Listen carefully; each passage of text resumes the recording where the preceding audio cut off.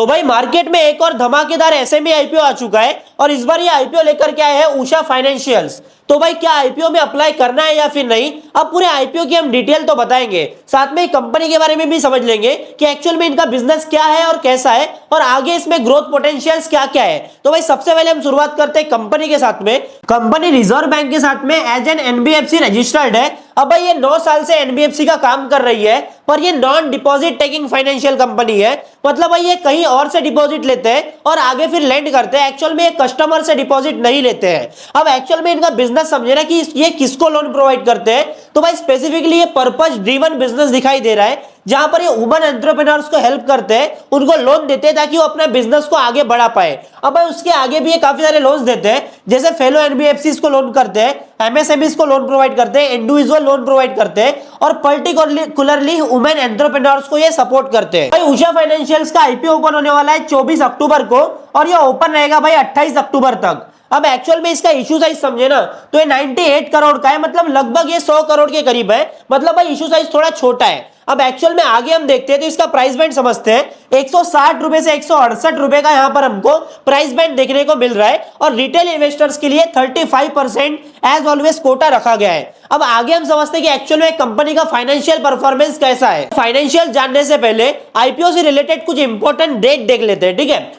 तो 24 से 28 तक तो ये आईपीओ ओपन रहने वाला है। 29 तारीख को भाई आईपीओ का अलॉटमेंट स्टेटस पता चल जाएगा कि आपको आईपीओ का अलॉटमेंट मिला है या फिर नहीं। अब अगले ही दिन आपको 30 तारीख को जिनको अलॉटमेंट मिला उनको आईपीओ के शेयर्स मिल जाएंगे ओवरऑल, और भाई जिनको नहीं मिला उनको अपने अमाउंट का रिफंड मिल जाएगा। और 31 अक्टूबर को मार्केट में इसके शेयर्स होने वाले हैं लिस्ट। तो भाई हमारे पास में कंपनी का 3 साल का डेटा है। तो भाई एक्चुअल में सबसे पहले हम रेवेन्यू पर जाते हैं, तो रेवेन्यू में काफी ठीक ठाक ग्रोथ हमको देखने को मिल रही है। अब भाई रेवेन्यू के अगेंस्ट हम प्रॉफिट देखते हैं, 4 करोड़ का प्रॉफिट कर रहे थे 2022 में, फिर अगले साल ये 10 करोड़, मतलब डबल से भी ज्यादा ग्रोथ मिली है। और उसके बाद में अभी ये 13 करोड़ के इन्होंने प्रॉफिट बनाए हैं, ठीक है। और भाई जून क्वार्टर की बात करें ना तो यहाँ पर जून क्वार्टर में 5 करोड़ का इन्होंने प्रॉफिट किया है, मतलब प्रॉफिट में काफी अच्छी ठीक ठाक ग्रोथ हमको देखने को मिल रही है।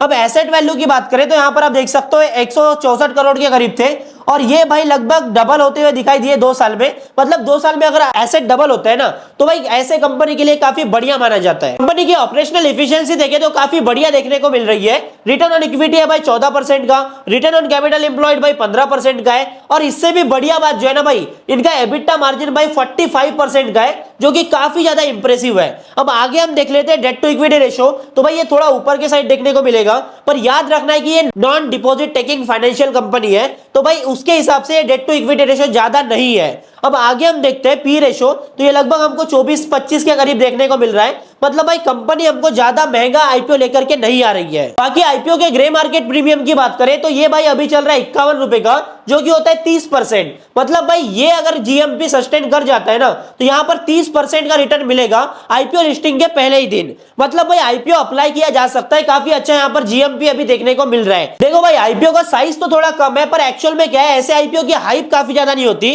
तो सब्सक्रिप्शन ज्यादा नहीं पड़ता। मतलब भाई अलॉटमेंट जो चांसेस आपको बड़े आईपीओ में देखने को मिलते हैं उतने ही आईपीओ एसएमई आईपीओ में भी देखने को मिलते हैं, क्योंकि जितनी कम हाइप रहेगी ना उतने ज्यादा चांसेस बन जाते हैं आईपीओ के अलॉटमेंट के। बाकी आप आईपीओ में अप्लाई कर रहे हो या फिर नहीं, मेरे को कमेंट करके बताना, और ऐसे आईपीओ के रिलेटेड अपडेट्स के लिए वेल्थिफाइड को फॉलो और सब्सक्राइब कर लो।